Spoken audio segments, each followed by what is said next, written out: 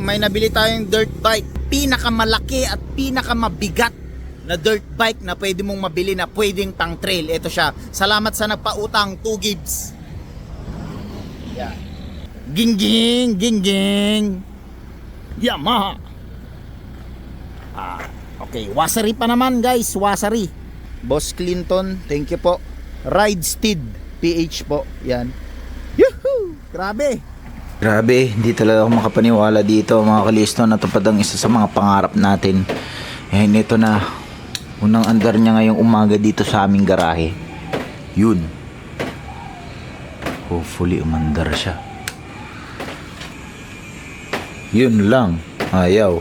Meron siyang sensor, hindi siya mag-start kapag naka first gear. Yun, neutral na.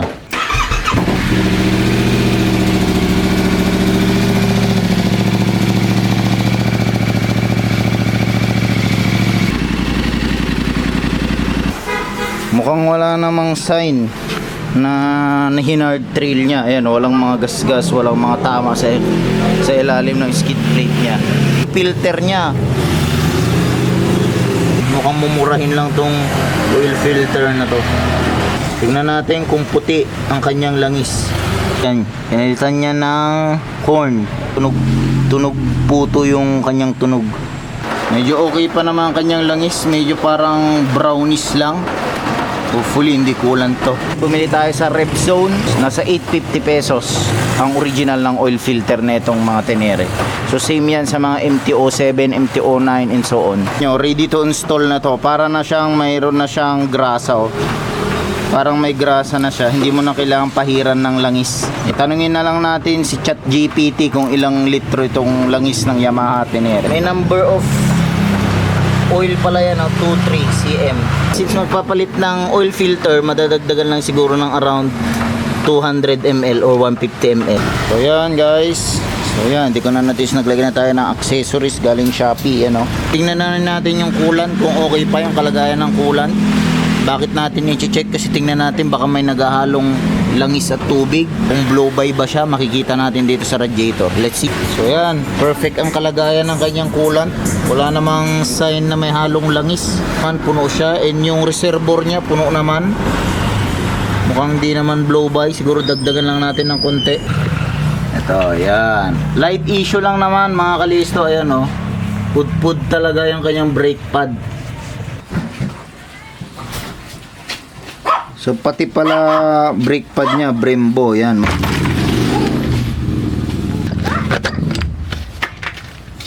So yan. Halos bakal na siya, pero maganda naman yung pagkapudpud niya. Ayan oh. Ganyan kakapal, ganyan ang pagitan ng brand new sa luma. Ito yung mura, kaya ito na lang. Ang isa sa problema, kahit nasa kalsada ka pa lang, grabe ang uga nito. Yan, gumagano yan, up and down yung buong screen na parang malalaglag siya.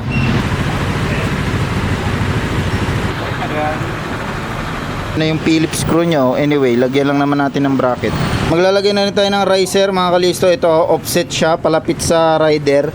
Kasi masyadong malayo yung manubela. Stuck yung upuan mo dito sa pinakamababang portion. So, ang layo ng kamay mo lagi ganyan. Lalo na pag lumiko. So, binili ko lang to online. Wala pa kaming benta ng ganito mga kalisto. And then, nababa na rin namin to. Siguro, ilang mm, 5 mm lang siguro to, o 8. Yung itinaas. Ilagay na ito, then dinikitan na ng sticker. Ayan siya, ganyan. Guide lang po yan, kanyang panel para hindi mayanig. So yun yung lalim niya, 14.38 yung lalim ng kanyang fork. Yung itinaas. Hindi ko na itinodo para pumantay dun sa linkage, dun sa lowering link natin na nilagay. Kasi pag tinodo, konti lang naman yung binaba ng likod. Yun, which is yun, yan o. Guys, ito medyo nakakairita yung nilalagyan ng mga decals yung windshield. Additional harang sa mata mo. That's why parang gumanda siya nung nawala yung harang. Siguro later on tatanggalin ko din to. Or yung sticker niya. Para medyo lumuwang yung visual mo. Kung medyo matangkad ka, pwede to. Kasi kita mo talaga sa taas ng windshield. Kitang kita mo. Pero tayo kinulang sa height, kaya that's why tanggalin natin yung ibang nakaharang. So ito siya, sayang, ganda ng sticker niya.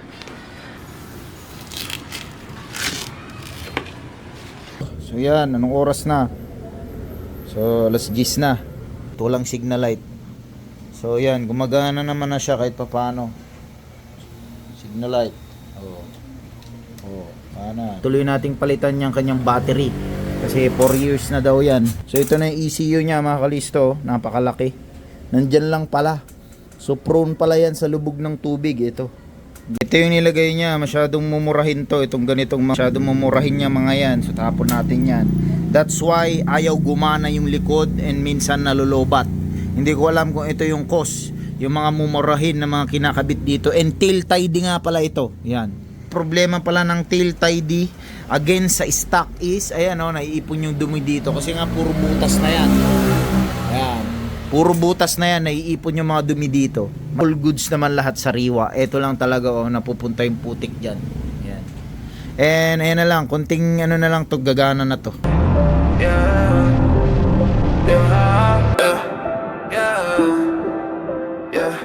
Yeah, it's the Moto Riding Review. Honest, 100% true. Off-road trail, big bike adventure, nothing beats the true. Feedback from the guy online, always grinding from time to time. Selling legit parts, sprockets, cables, tied and handlebars. Truly the best motor parts show for you. Yeah, this the Moto #1, always for you. Yeah, this the Moto #1, always for you. Yeah, this the Moto #1, always for you. Yeah, this the Moto, it's the Moto. Yeah, yeah, yeah, this the Moto #1, always for you. Yeah, this the Moto #1, always for you. Yeah, this the Moto #1, always for you. Yeah, this the Moto, it's the Moto.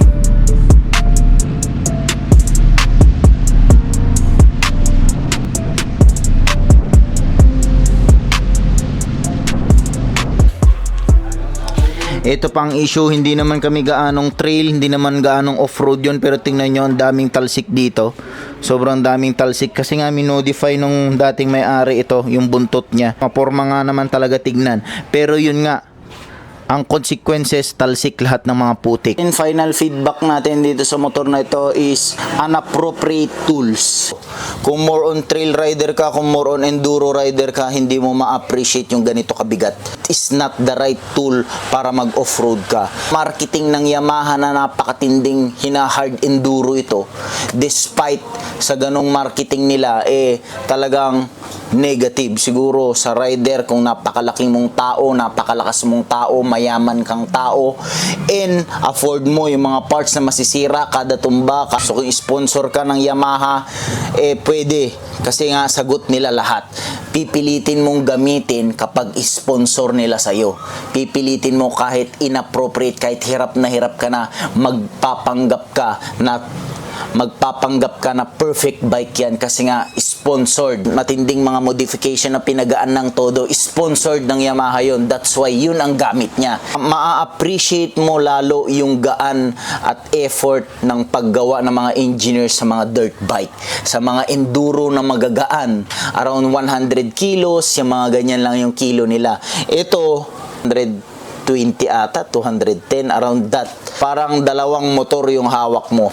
Napakataas pa nung bigat niya. So todo pigil ka. Todo effort ka na lagi siyang nakatayo. Kasi nga pag konting tagilid lang, hindi mo na makontra ito, tutumba at tutumba ka. Tingin ko hindi ito ginawa sa Pilipinas. Ginawa itong motor na ganito mag-cross border ka. Mag-cross border across nations. Tatawid ka ng mga bundok, mga disyerto, tatawid ka ng dagat, hindi dagat. That's why napakalaki ng tangke, wala ka mapaggagasolinahan. That's why napakalaki ng nilagay nilang tangke sa mga adventure bike. Napakalaki na naglalagay ka ng mga baggage dito na mukha kang camel, mukha kang kalabaw, na kung ano-anong pinaglalagay mo dito. Kasi nga cross border. Ilang araw kayong bumabiyahe, ilang araw kayong rumarat-rat. Dadaan kayo sa mga snow, sa mga bundok, sa mga disyerto, sa mga mainit na lugar. Kasi nga cross border na, iba't ibang country yung dadaanan nyo. That's why napakaraming luggage dito na ganito ganyan. Doon nakadesign talaga ang adventure bike. Tayo mga Pinoy trying hard since nga nakikita natin sa movie bumibili ng mga adventure bike. para lang masabing adventure rider ka. Yun ang tingin ko. Kaya sumisikat tong adventure bike dito sa Pinas. Astig kasi tignan. Kumbaga, off-road ka, pangkalsada ka, and so on. Pero sa totoo lang, there's no such thing na unicorn. Napakalupit sa kalsada, mabilis sa kalsada, and napakalakas, napakaganda sa bundok. No such thing. Nakukumpermisyo yung ibang aspect, yung mga ibang stats. Gaya nga nito, tingin ko talaga pangkalsada lang talaga itong ganitong mga malalaking motor. Yun lang yung purpose nito. Pwede sa off-road, hindi pang off-road. Surprisingly, masaya pa rin siya. Masayang gamitin dahil nga siguro sa laki ng makina. Pwede ka sa expressway, pwede ka sa bundok, pwede ka sa kalsada. Yun na lang yung nasa isip mo talaga. Para kang gumamit ng pala para kumain. Hindi kutsara. So same design yung kutsara tsaka pala. Pero ang pinili mo pala. Para lang sabihin siguro kakaiba, para maging astig ka. Bigat yung gagamitin mo, malaki pangkain mo. Yung malaking pala. Ganon ang feeling dito, inappropriate tool. Number 1 reklamo ko dito, napakainit guys. Hindi natin maiwasan yung traffic, lalo na dito sa Metro Manila o mga city dyan, nadadaanan nyo. Napakainit guys. Parang nakasakay sa kaldero. Yan, kalderong mainit. Normal temperature nito is nasa 100. Kalang nag-on yung fan pag nasa 105 na. Sabi nung tropa, normal daw, and yung KTM nga daw umaabot pa ng 200. Ito nasa 100 to 105 lang. 110, 105, ganun lang. Pero sobrang init na. Why? Kasi napakalaki ng makina niya, napakalaki ng combustion na nangyayari sa loob ng makina, since nga dalawang 350cc magkatabi. Pumuputok ng napakalakas ng apoy na nangyayari sa loob. Saan mo i-dissipate yung heat? Dun sa radiator. Yung radiator, tumatama yung hangin from harapan papunta sa'yo. So napakainit, lalo na sa mga legs mo. Kung hindi ka naka-short, kung hindi ka naka-pants, talagang lutong-luto ang buong balat mo. Luto ang itlog mo. Yun ang term nila na iba. So legit yun. Legit yung ganong pag ito yung gamit mo. Sobrang laki ng makina, nakalabas na. That's why nilagyan nila ng plastic to, kasi nakadikit na to sa paa mo. Ito. Sobrang lapad ng rim nito sa likod. Very limited lang, hindi mo masalpakan ng pang-enduro, mga Dunlop MX-53 dito sa ganito kalapad na rim. Napakataba niya, pang motard yung rim niya. Sa enduro, yung mga pang off-road na gulong, ang pinakamalapad is 140/80 by 18. Yung rim, magkasing lapad lang sila. Yung rim tsaka yung gulong. That's why prone sa gasgas o bengkong yung rim mo pag sinalpakan mo ng 140. So ang minimum nito is 150. Ang nakasalpak dito 150/70 by 18. No choice ka kundi bumili ng mga tigsa 10,000 para sa adventure bike na mga gulong na pang off-road, which is napakaliliit nung spike. Doon pa lang talagang sasabihin mo na hindi talaga angkop pang off-road itong mga ganitong adventure bike. Ito pudpud na ito sa YZ natin. Ito pudpud na. Pero mas pudpud pa yung itsura ng pang off-road nila, ng mga adventure bike. That's the hard truth dito sa adventure. It is designed sa kalsada talaga. Pwede kang dumaan sa expressway din pasok sa trail gamit tong motor na to, which is very wrong. Kung gusto mo pala ng ganun, bumili ka na lang ng average na presyo ng mga pick-up at bumili ka ng isang dirt bike na pang trail talaga. Then isakay mo dun sa pick-up, tsaka ka magpunta, tsaka ka dumaan sa expressway, tsaka mo ibaba yung motor mo dun sa trail site. Kaysa yung nakasakay ka dito, lahat kung ano-anong bagay nilagay mo dyan. Diba? Mag-pick up ka na lang. Bili ka na lang ng second hand pick up and second hand na dirt bike. Yes, pwede ito sa trail. Ang question, mag-e-enjoy ka ba? Inilit mo na idaan ito sa trail. Hirap na hirap ka. Kada tumba, 3 kayo nagbabangon. So nakakahiya sa mga kasama kasi kada tumba, ibubuhating ka. And mga enduro group, nakakahiyang isama ito kasi nga kada tumba nito hindi mo maibabangon pag natumba ka sa mga alanganin or nahulog yung likuran mo sa medyo malalim na bangin o what, talagang maiistorbo mo yung buong oras ng grupo, unlike yung magaan na motor na pang trail talaga. So, kung bibili ka ng adventure bike at pang trail mo, wag mo nang tangkain. Mga hindi pa na sementong daan, yun lang yung purpose nito. Pag sa Pinas, wala namang disyerto, wala namang snow, and cross border, no such thing. Kaya hindi angkop sa mga Pinoy ito. Itong mga adventure bike. Trail rider ka at gusto mong mag-trail gamit ang adventure bike, wag mo nang tangkain. Yan. Prangka yan mga kalisto. So kung gusto niyo ng ganitong klaseng content, subscribe below, click that bell notification, comment kung agree ka, kung disagree ka, comment din below. Kung mayroon akong nakalimutang reklamo sa mga adventure rider dyan, sa mga trail na nag-adventure, comment below na lang. Yun. Parang ginagamit lang nila ito para maging kakaiba. Yun lang talaga.